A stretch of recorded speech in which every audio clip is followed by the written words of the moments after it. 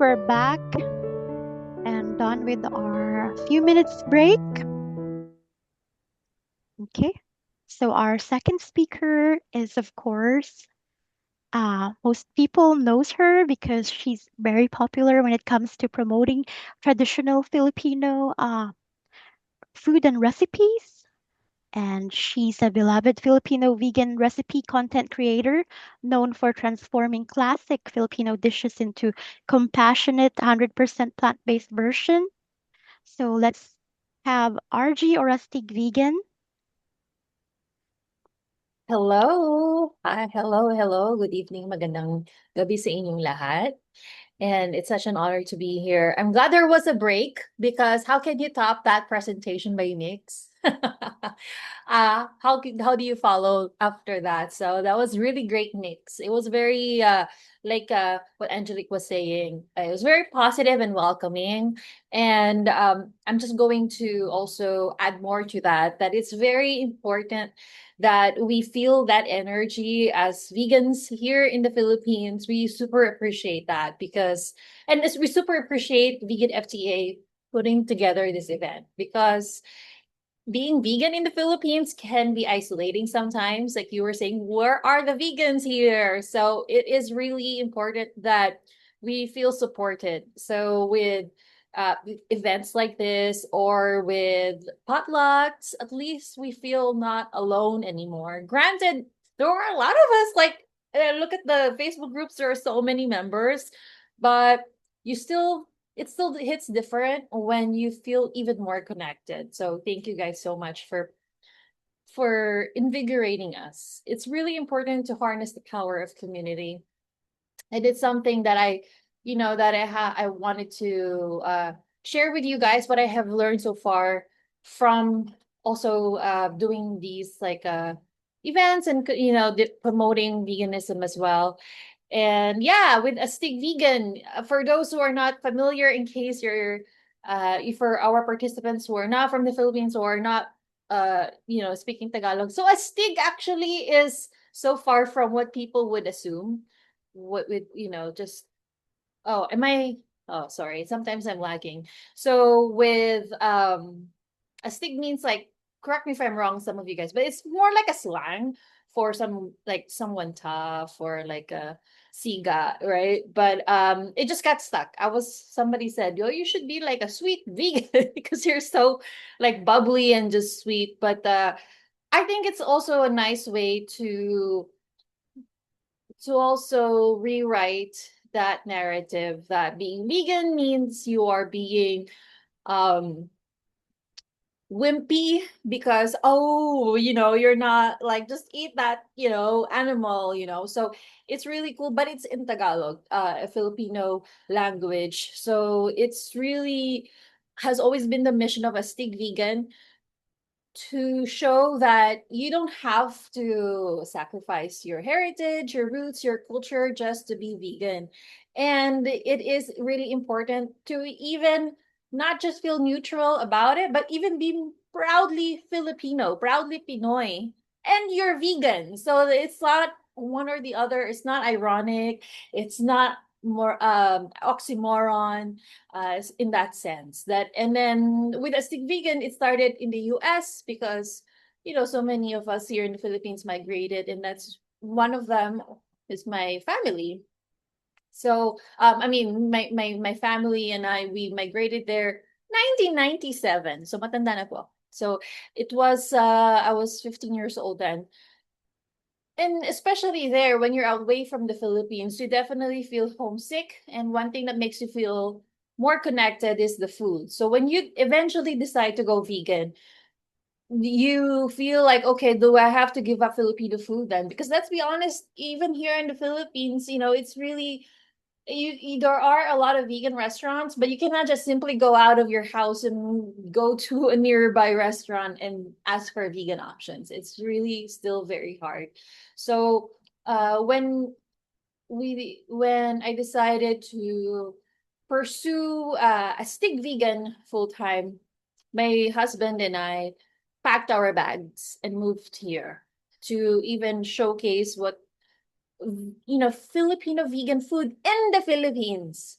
what we can do, what we can offer to the world, and to the world because it's online, right? Anyone who has internet can watch, can learn. So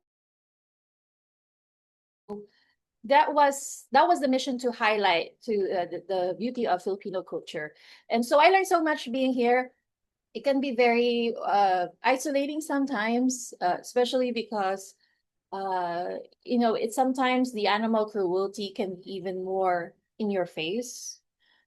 So in the US, it's very much existing, but it's sort of hidden. So over here, it's very much normalized, I would say sometimes. So to have that community here in the Philippines, to feel that it's not um it's I'm not weird for feeling disturbed. There are so many of us as well here in the Philippines who feel the same way. So, and at the same time, it also for those who don't live here but watch online through Astig Vegan social media, they see that oh yeah, vegan people exist here. Vegan restaurants exist here. So that's why I show vegan recipes, because it shows that, oh, I'm using ingredients from here, but also I share their in honesty vegan finds. So like, oh, so I mean, although it's very flattering and touching when people say, wow, you're starting something there in the Philippines. It's like, I usually would like to say that no, veganism has been happening here in this country for so long, even way before I got here. That there were a lot of OGs here that have been creating vegan versions of our Filipino dishes. So that has been the work and advocacy of Astig Vegan, and I has branched out as well outside of online with the cookbook Filipino Vegan. And I mean, I just wanted to share that our book actually has is well received here as well. So it's a great I moved too much, so I'm freezing. Okay. So it's a great stamp of approval, because unlike in the US, it's okay, it's the opposite. When you get international recognition of Filipino food here in the Philippines, there is more notoriety. But when it comes to vegan food, I would rather get validated by Filipinos from here, because it's a different kind of legitimacy from non from people who are outside of the Philippines. They can say that, wow, that is really now Filipino, because if Filipinos from the Philippines like your recipes, like your work, and they're there, I'm gonna try it now. So it's some sort of stamp of authenticity in that sense that is very important with Astig Vegan. So it's so that's just a gist of the work with Astig Vegan, and the what we're trying to push to hopefully it's yeah, it's shedding light.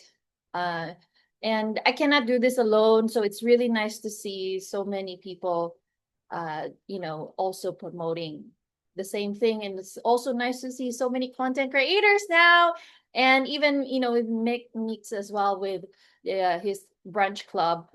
I'm supposed to go to the December 14th, but it's so near. It's QC. I live here, and sakto, because I cannot. But I already talked to Katie. So in January, I'm gonna be there. So hopefully in QC again. So yeah, it's very important to harness the power of community in person and online. It's easier online because you can just the convenience of people not having to leave their house. At least they have that option.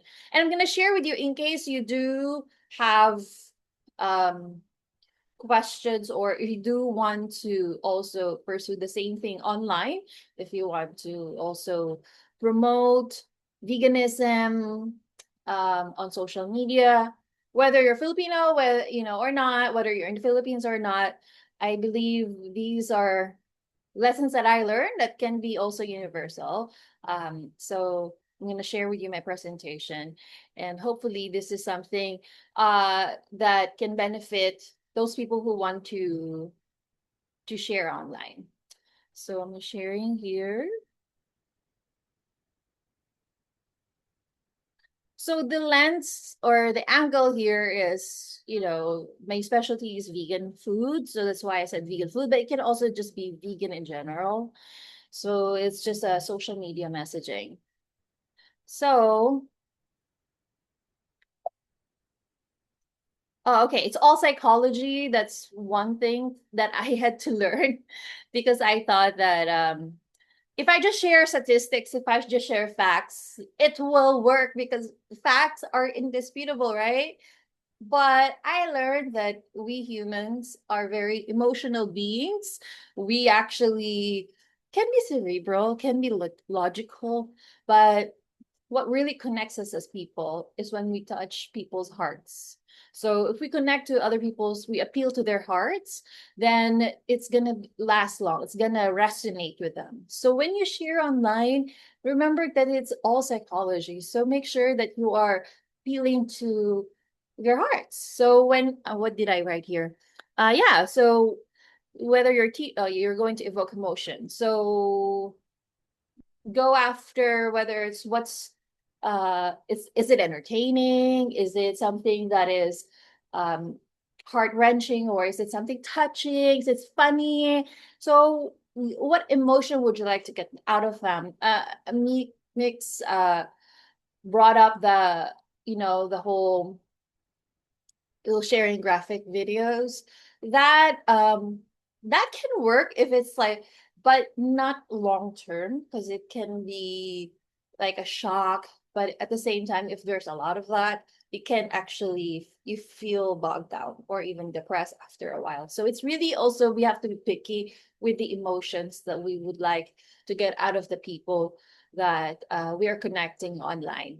So yeah, especially non-vegans, if you really want to connect with them, we have to share that the we have to understand and accept that we're all the same. We're the human beings. And it's I'm saying that because as a note to myself, because sometimes I do to get angry and then like get very like I want to quote unquote correct them, there's that, that's not right. I want to correct you. But if I'm coming from that tone, and I'm not coming from we're the same, I feel you, we're connected, they're gonna swipe. So in the long run, we have to imagine what's the goal and how can we really help the animals if they're gonna swipe. So we have to okay. Oh, okay. Oh, okay. So that number one, that wasn't even number one. So number one, study your own behavior honestly. So this is going to help. Honestly, I said that because for me, at least, I'm speaking for myself. There's a disconnect. Sometimes I feel like I'm going to share with you what is important. And then when I go online, I don't, when other people say that to me and it's not important to me, but it's important to them, I swipe. So we have to be really honest with ourselves. We can catch ourselves. Okay, why did I watch the whole video? What was it about this video that I watched? And then if you can just apply that to other people. So for example, oh, this is funny, then I'm gonna, or this is relatable. So relatable is really number one actually. So we have to study our own behavior and catch what got us to pay attention. So and now you have to flip it and think of them when you're doing that. So you always have to think of how will it be received. Because if you're just going to do this to express yourself, by all means, but if you have to think about how many people will watch this, you have to think about them. What you have to really cater to them as well. So it's different. And then what people usually look for. So people usually look for Well, this is usually for recipes. So easy to follow recipes. Otherwise, why would they, especially if they don't cook, why would I even bother? It's intimidating. Budget friendly, especially because people think that, going vegan is expensive. Nostalgic, maybe something that they remember as a kid, something that, once again, is relatable, or it's entertaining. It's just something that especially nowadays, you go online to get out of your anxiety, you get out, or if you're having a bad day, you grab your phone and then you look for something that uplifts you. So if that is your content, then more and more people watch it. So we just have to think about um, what catches their attention so you can effectively uh, promote veganism. And then it's a visual medium. So we have to think about, the is it well lit? I mean, with camera, I mean, any smartphones will do, just right. So we just have to be just basic, very basic. Is it visually appealing? And then editing. So there are now apps that you can use for that. Okay, and fine tuning, and this is just like the first 3 seconds, which is your intro.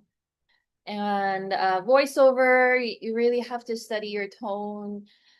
Is it, well, at least speaking for myself, like, do I sound bored, or do I sound mad, or do I sound infomercially, like an infomercial? Then people won't watch it. Do I sound, over the top? Where's that balance? So, and then lastly, the caption, just easy to read, conversational, use emojis. Basically, if you have high concept, uh, it's too heavy or it's too high concept, they will look for something lighter because it's gonna be harder for them to stay because they are trying to, sometimes, so they use social media as escapism. So at least when they're watching you, you're still effectively promoting veganism while you're serving what they're looking for. And so, for example, what not to do. I have seen so many videos where they start, let's say, vegan restaurant, right? It's just, I don't know, I'm just thinking, like, let's say, Mix has this, like, vegan finds at this restaurant. Don't start with the first 3 seconds of the wide shot of the restaurant and then it's panning, because gone were the days where that could work. It's so competitive now.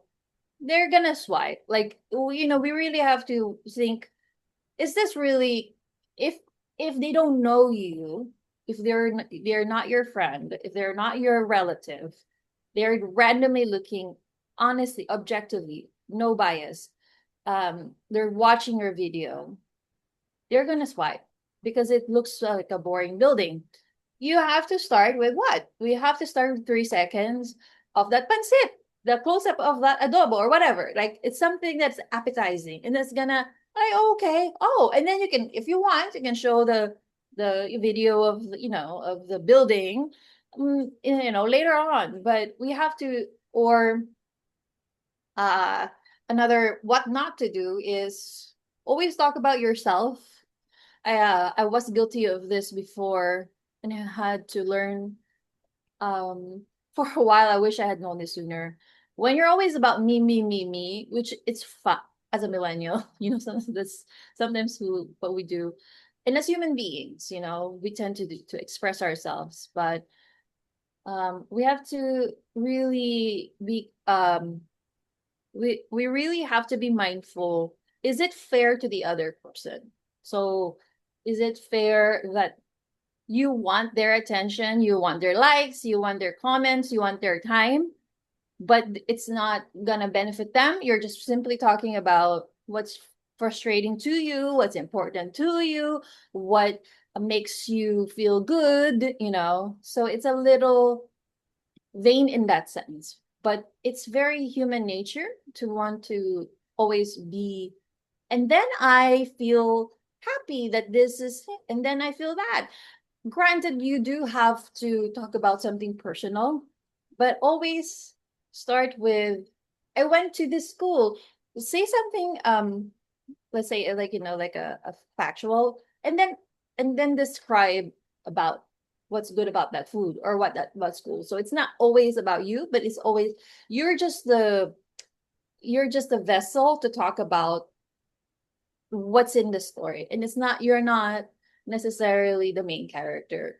um it's very important because it can be tricky, but like I said, it's only fair. If you want their likes, if you want their time, you want their comments, if you want them to really pay attention, then it's only reasonable that you also think, is this, just good for my journal, or is this really good for public to consume? Okay, let's see here. Oh, okay. So final thoughts. Be thoughtful and don't worry too much. Oh, yeah. So also um there is this myth. Okay, this is what YouTube wants you to do. This is what TikTok wants. They want you to post every day because this is something that's good for them, because we'll always have something on their feed. But the truth is, if you're just creating a lot of content without a lot of thought behind it, you're going to have a lot of content, have a lot of noise that's not really going to connect with people. And I myself am guilty of it sometimes. I feel bad when I don't post every day, and I feel like, oh my gosh, it's been 3 days, I haven't posted anything yet. But really, quality over quantity, because what's the point of posting if it's not really going to connect with anyone? So people would say, just post anything. And then you post anything, right? And then you're like, how come I only have 3 likes? So you're like, don't expect that it will be viral. Like, if you didn't really put a lot of thought behind it. So, and then those simple videos that you think were simple, sometimes the creators actually had a lot of thought behind it. And that's actually something that I appreciate as a viewer. Like, oh, you thought about this. You thought about me. You thought about how as a community we would consume this information. So, we appreciate that, even though it looks low effort, but there was a lot of thought behind it. So once again, worry about quality and not quantity, not perfection, but quality. Like, is this something, if I'm not myself, if I'm not a friend, if I'm not your tita, your auntie, just a random stranger watching this, will I actually watch this whole thing? So we have to really think, like, for example, what not to do. Me, for example, I was um I was so tempted to post this on TikTok, this lip syncing thing that I thought will be funny, and then I realized, why am I posting this? This is just to show off that I can do this lip sync. It's not really to do anything else. So I have to be also brutally be honest with myself. Am I just showing off, or am I really being thoughtful to the community, to the followers, to the random strangers that are watching? So, and it's okay if you want to be just selfish. Just don't expect that you're going to have a lot of likes. It's just, it's just fair. So if you just want to, you just do whatever, you're hella feeling yourself, then go for it. Okay, so this is lure of not, this is was once again, this is just me speaking for myself, because before I cringe every time somebody tells me that, because the part of me would be like, I'm not gonna sell out and like lose my voice over so that I compensate and go for what people want from me.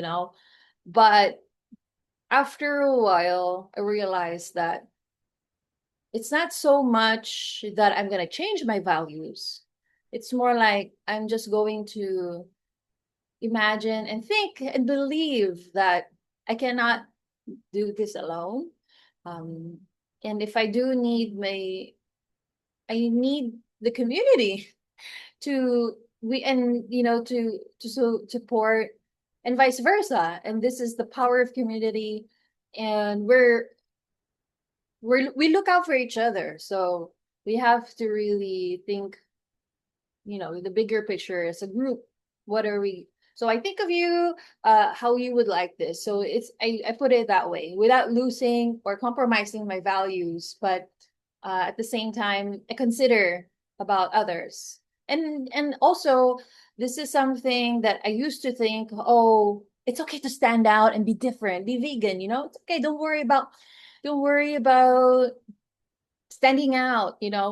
But now I understand that why some people, especially Filipinos, would feel like they don't want to. And I mean, not just not being vegan, but meaning like not wanting to stand out. Especially in Filipino culture, we're very pragmatic. We're very meaning. We feel safe in numbers, and that's okay. It's very human nature, and I had to learn that. I have to accept that you know um not it's not necessarily bad to just be rebellious and go against the grain. It's not necessarily bad that you don't feel that way, because I had to learn that.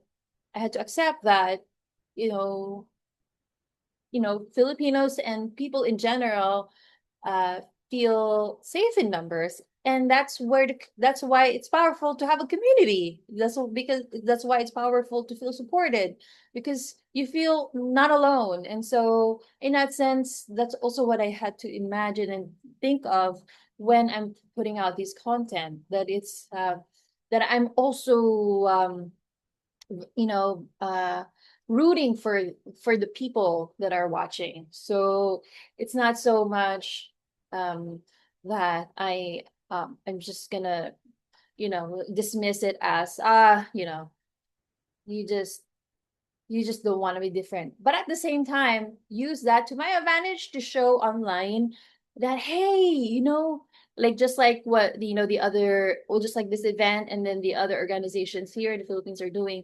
Hey, we do exist, and it's okay. Like we normalize being vegan. So and so that this is why people follow trends, right? Because they feel, oh, it's safe now to go this way because everybody's going this way. And when we use that to the advantage of pushing the vegan movement, um we do that by saying it's okay, there's a lot of vegans here in the Philippines. We show online to the rest of the world, it's okay, we are here and we're thriving. We're here. It sucks that we cannot just go to a stall and ask for vegan options. But guess what? We have these meetups. We have, we can connect online. And so we can use that to our advantage. Okay. I don't know if I'm. Oh, okay. And that's it. That is my.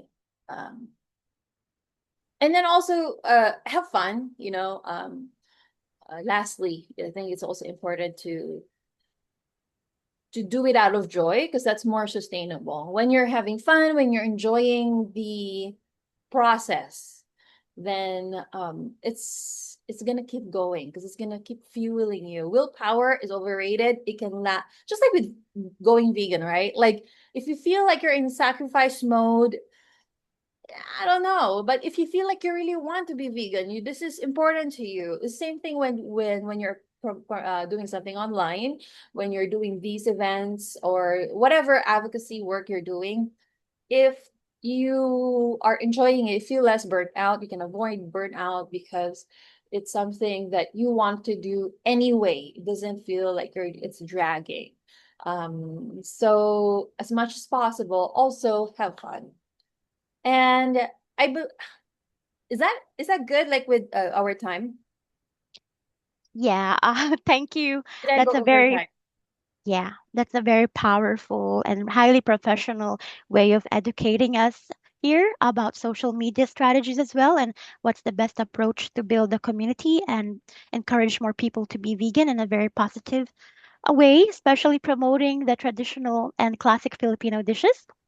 So, yeah, we'll proceed to the Oh, Mhm. And back before we go to the Q&A, I forgot to mention that if you do have more questions, whether it's through my because of my recipes, because of my work uh, here in the Philippines, just or just in general, you can always, you're more than welcome to keep in touch with me on Astig Vegan. So Astig Vegan all across. So either Facebook, Instagram, TikTok, YouTube. All right, cool. Now let's proceed with all of these questions. So the first one is, what kind of recipes do you think are the best at reaching non-vegans to help them leave vegan food? Or maybe this is has to be grammatically help them eat vegan food or something like that. It depends. If you're going to help promote cooking them, then easy to follow recipes that, can be, let's say, like ginisa, like mga ginisa, um, very easy and delicious. Ginataang, so anything with coconut milk that's slow simmered, stuff like that. And something familiar and nostalgic. I learned that. They get so many and not necessarily veganized. So, for example, ginataang kalabasa at sitaw or ginataang uh, puso ng saging. Something that is, or even with kamyas, something that like, oh, that's like my childhood, and then they're watching you, and then probably will look you up, and then they will learn more about your work. But if you just want a hook or like the ticket to a gateway to see you more, to catch their attention, to be on their algorithm, then go ahead and go for something familiar to them, easy to do. If it's something that, let's say, because let's face it, not especially sadly not, I learned that not uh a lot of people don't like to cook anymore, then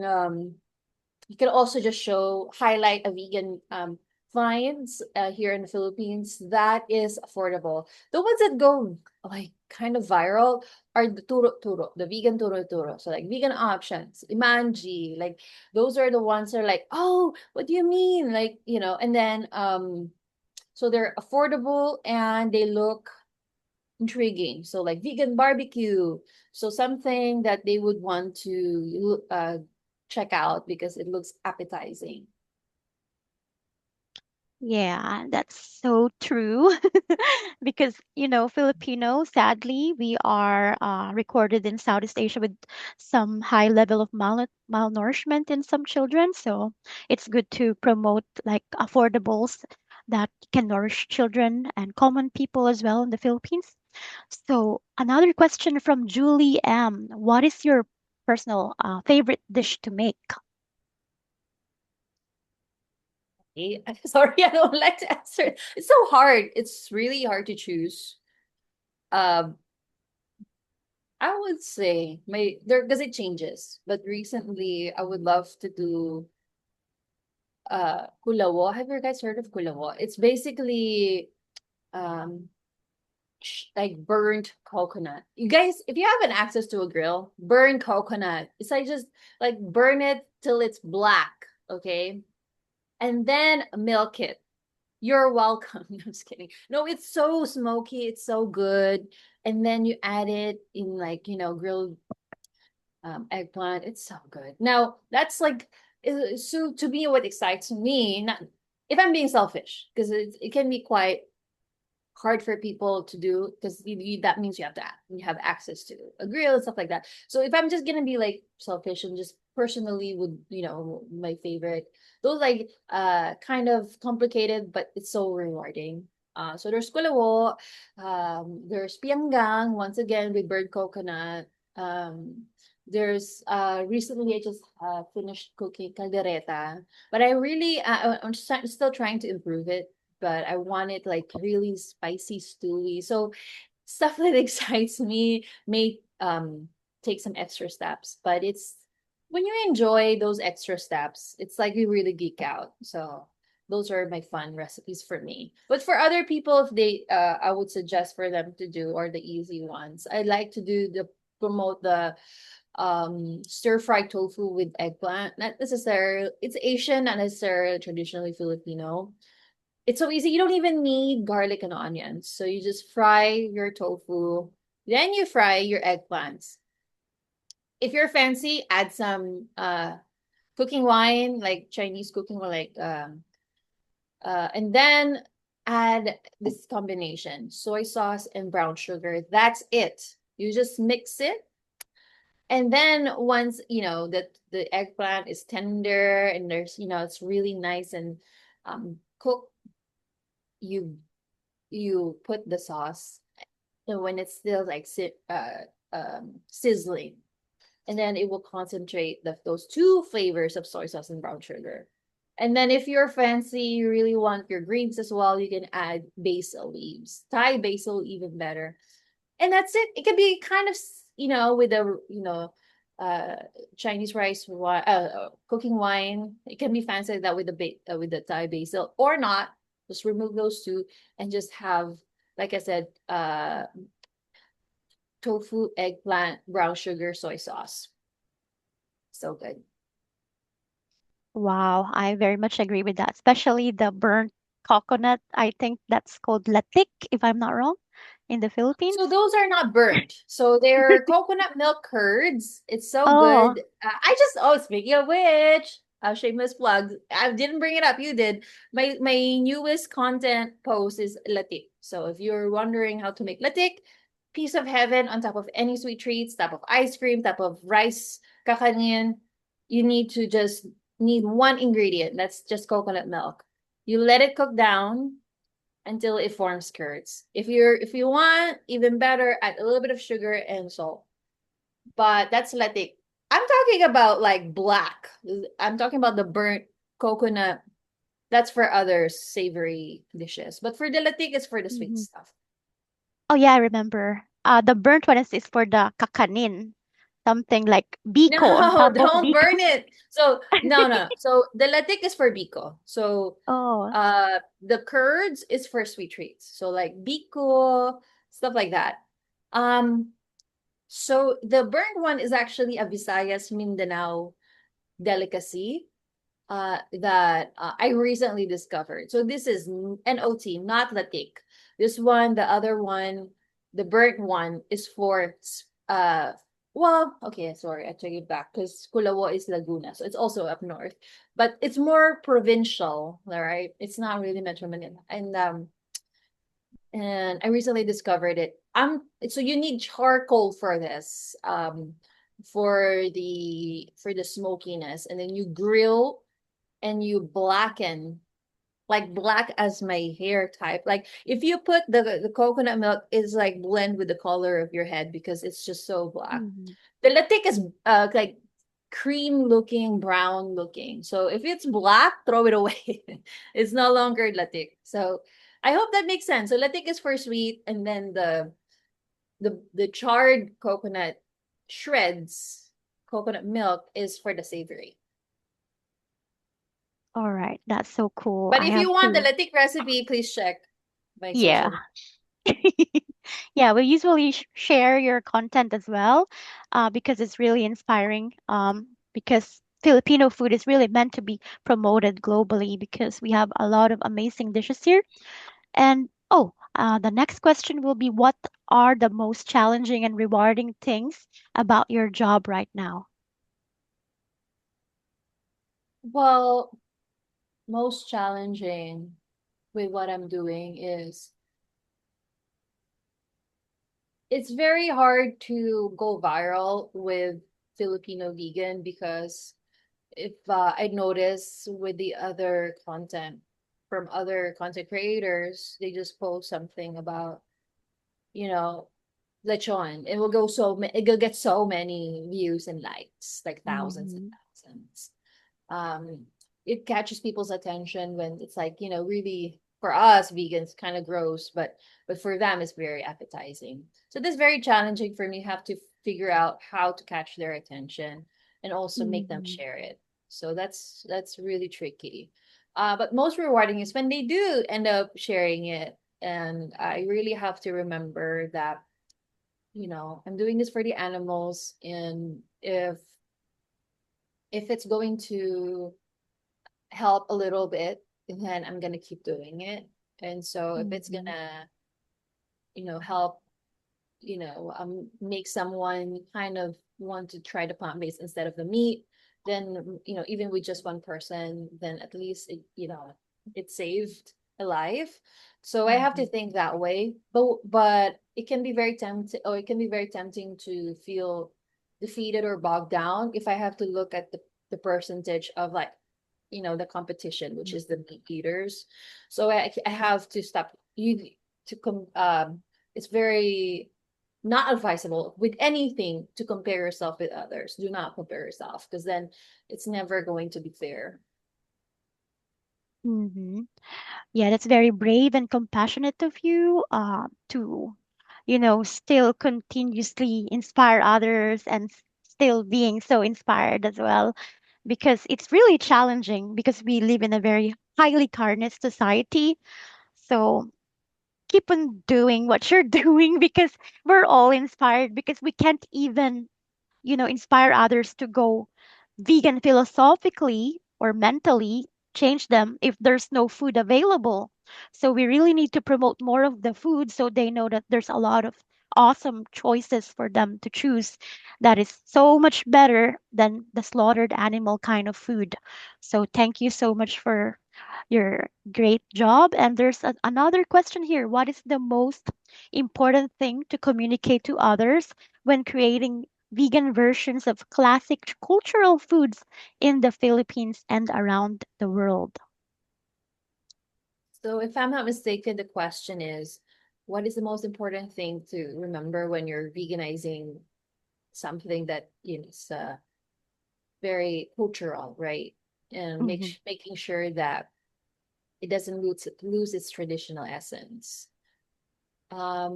It's very important to just make sure that you have done your due diligence with researching it, its history, and not just history like, oh, back in 1912 or whatever. It's more like just really figuring out what the other versions are, even the, like just the traditional classic ones, and you compare notes just to make sure that you're you're not misrepresenting, but at the same time sharing your personal touch, like, not just creating a vegan version, but um adding your own twist so it's personal to you, so that it's something that you can probably share with others. So it's a combination of those two. So for example, I don't know, like lugaw, like a Filipino rice porridge. So you have to like, look up, okay, what do others, how do they cook this? And then how did my mom cook this if she cooked this before? And then I tried it, and it's like, oh, you know what? It will be even better if I do this instead. And then you do that. But so it's a combination of those things so that it still relates to other people, but at the same time it excites them because you added something a little different. Hmm. Okay, so there's another question here from Nathan Michaels. Maybe it's because they're familiar that you're the usual host for Veg Fest. So he's asking, are there any dates set for Veg Fest Pilipinas 2026 yet? Aha. Secret. Just kidding. Charot. No, it's I am not sure either.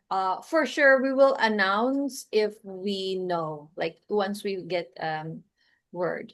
And please follow VegFest Filipinas social media so that you get updated right away. But back like this year we did it last March.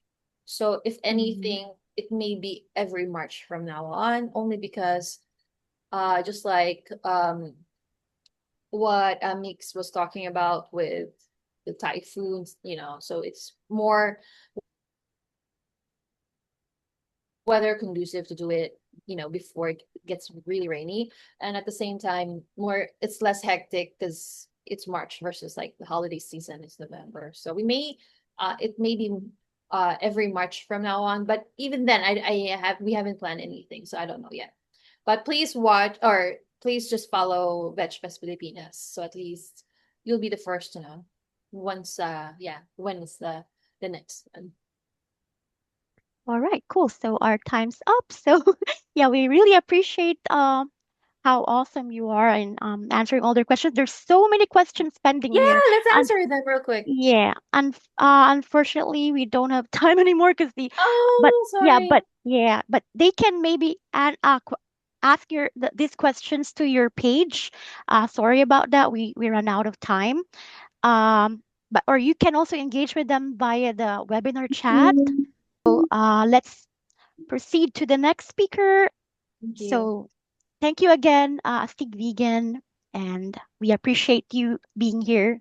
And more power to the Astig Vegan page. Island vibes for the animals and the earth. Vegan FTA, vegan for the animals. Filipinas, let's rise.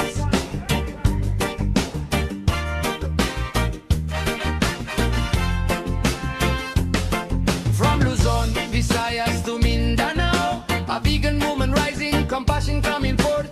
People waking up, seeing animals as friends. Pigs, chickens and cows, they deserve love again. No more fear, no more pain in their eyes. That kindness shine bright like tropical sunrise. Vegan FTA to spread the light. Stand together now for what is right. Mabuhay ang mga nagbibigay buhay sa Pilipinas. A new day of love is coming with us. Mabuhay ang mga nagbibigay buhay sa Pilipinas. For the animals, for the land we trust. On the farms there are pigs waiting for a chance. Chickens and cows dreaming of a freer dance. They feel joy, they feel fear just like we do. Every heartbeat shows their lives matter too. With a vegan heart we can start today. A kinder world is only one choice away. Vegan FTA, left in every voice. Compassion forever, the strongest choice. Mabuhay ang mga nagbibigay buhay sa Pilipinas. Let's give every being the love they deserve. Mabuhay ang mga nagbibigay buhay sa Pilipinas. We are their home, we are their family. Freedom for the farm animals under tropical skies. In the Philippines where compassion never dies. Vegan FTA, standing strong and true. For the animals, for the islands, for me and you. Mabuhay ang mga nagbibigay buhay sa Pilipinas. A brighter tomorrow for every life. Yeah! Pigs, chickens, cows, mahalaga sila. Vegan FTA, spreading kindness across the Islam. Mabuhay Pilipinas.